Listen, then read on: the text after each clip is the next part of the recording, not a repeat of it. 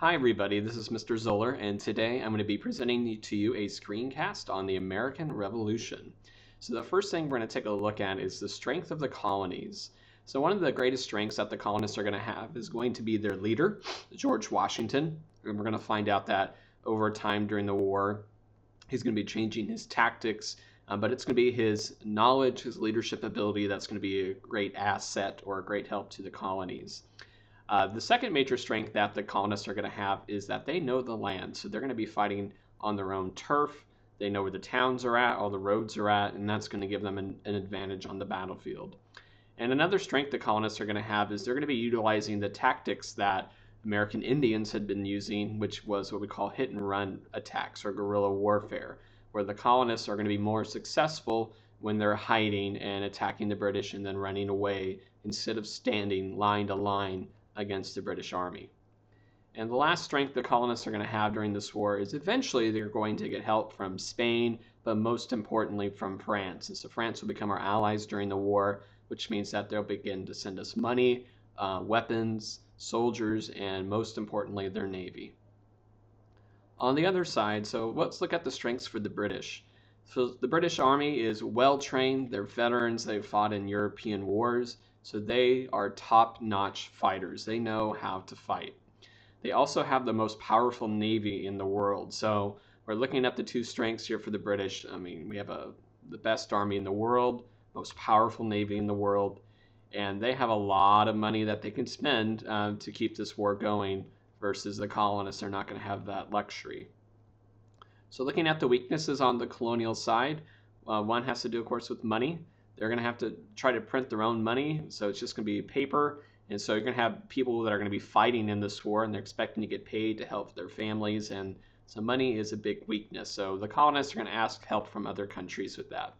There's also going to be a few people to serve during the American Revolution, and that has to do with the money and leadership abilities and different things like that. And then the colonial navy is very small. It's insignificant in comparison to the British Navy. For the British, their weaknesses are that, well, the colonists know the land, the British do not know it quite as well, and that's going to slow them down in different areas. The British are also used to fighting head-on with the enemy, so we call these different tactics that the British are expecting the colonists to fight them this way, where one line of soldiers and the others are going to be shooting at each other, and that's where the British really excel at. So since they're used to that way of fighting, the colonists eventually are going to pick up on that. If they continue to fight that way, that's going to give a British their strength. So one of the weaknesses with the British is they don't really adapt to the ways that the colonists are going to be fighting against them. So the Revolutionary War, when we think about it, it's going to take place in Massachusetts at Lexington and Concord. So these were two small towns outside of Boston. And so the Minutemen there end up meeting the Redcoats, the British soldiers, in a small skirmish where we're going to have a couple of colonists that are killed. And then in the end, these events are going to start the Revolutionary War. And I covered these battles in a previous video. So if you want to watch those, you feel free to go back and you can find those. And so the shot that happens at Lexington is going to be known as a shot heard around the world. And that's going to be the start of the Revolutionary War here in America. The next major battle that's going to take place just outside of Boston is at Bunker Hill. So this is going to be a British victory, but it's going to be very costly to them. So the British end up losing around 1,000 men, while the colonists only lose about 500 in this battle. So Bunker Hill is going to be one of the bloodiest battles of the Revolutionary War, so feel free to take a look at this picture and the writing here on the side. So when we look at, one thing we have to look about with the Revolutionary War is the role of African Americans. And so I want you to pause and take a look at this map and information about how many African Americans were living in the colonies. And you can see some information in there about when slavery began. So at the start of the war, many colonial leaders opposed the use of African American soldiers. So George Washington responded by not allowing or banning African Americans from joining the Continental Army. So the British are going to take advantage of that, and they began to offer freedom. So if an African American was a slave, and if they joined and fought with the British, then the British were guaranteeing the African Americans that they could be free. And so over 20,000 African Americans are going to join the British during this war. So in response to that, the colonists don't want to have all the African Americans joining the British, so they begin to allow African Americans to serve as well.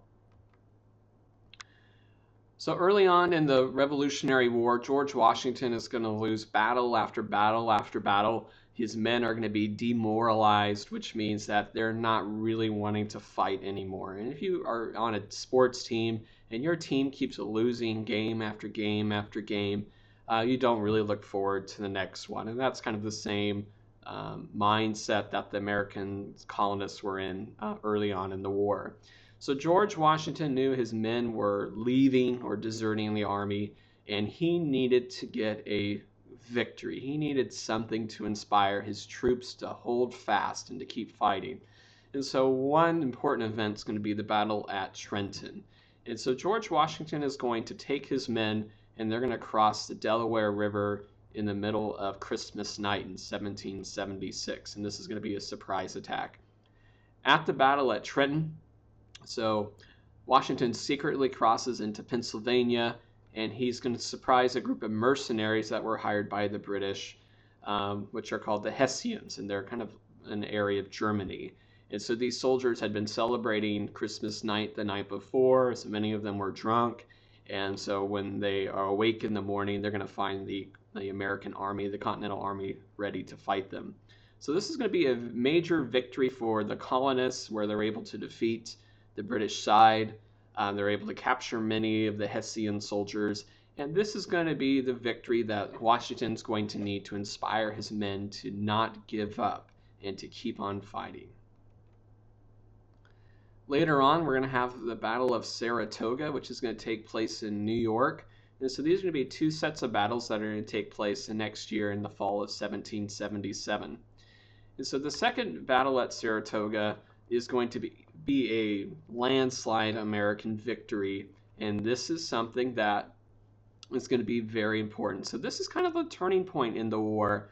If the Americans had lost this battle, these sets of battles, their army would have ended up, Philadelphia would have been captured, New York City is already under control of the British, and this would have been just too much of a loss for the Americans. And one thing the Americans really needed was support from the French. And the French are looking for a major victory before they come in. So they don't want to join a losing side. They want to join a winning side.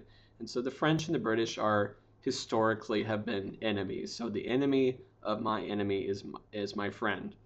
And so George Washington realizes that the way he needs to fight the British to win the Revolutionary War is not to meet them in head-to-head combat, not to chase after the British army, but to fight what we call a defensive war, which means that he is going to attack and then withdraw, which means he's going to have his army retreat, and he's going to attack smaller portions of the British army when he can. And he basically just wants to play a cat and mouse game where he wants the British to continue to chase after his army and eventually to wear the British army out. So he knows that the longer that this war goes, the longer that the British have to fight, the better it's going to be for the Americans. And so at the Battle of Saratoga, with this strategy and with the American victory, France is finally going to agree to form a treaty of alliance with us, which means they're going to begin to send us more money, they're going to begin to send their soldiers and also their navy to help us during this war. So one of the people that's going to be helpful for getting an alliance between between France and the 13 colonies, or the United States of America, is going to be Benjamin Franklin. And he had a great relationship with the people of France.